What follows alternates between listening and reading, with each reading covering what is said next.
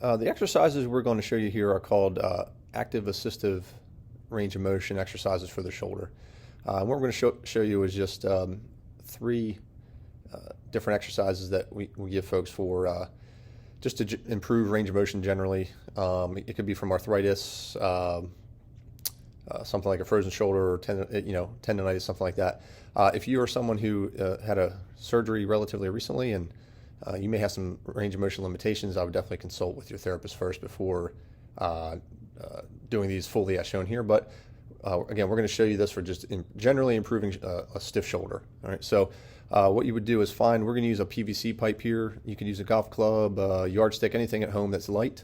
You'll lay either on your bed or on a table or the floor, and you're going to hold the PVC pipe here at about shoulder width apart, maybe a little bit wider, and then using what we'll call your good arm or your unaffected arm, that's going to do most of the work, and you're going to use that to stretch back as far as you can.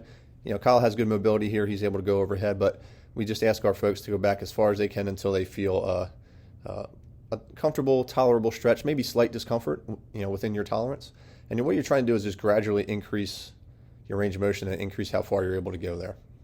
Okay, so that's for the motion we call flexion, shoulder flexion.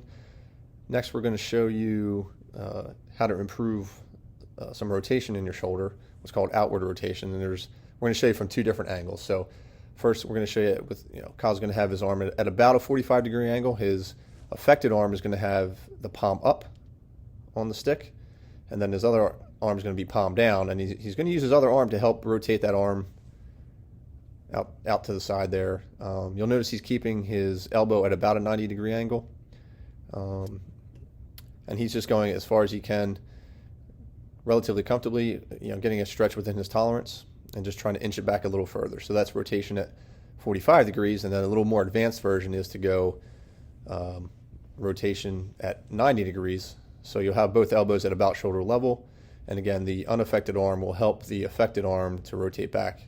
You can see the sticks going back over the head, and you can see Kyle's keeping his elbows at about 90 degrees there as he does that. So we usually prescribe someone to do this for about 30 repetitions, per exercise when we do it. And this is called shoulder active assistive range of motion.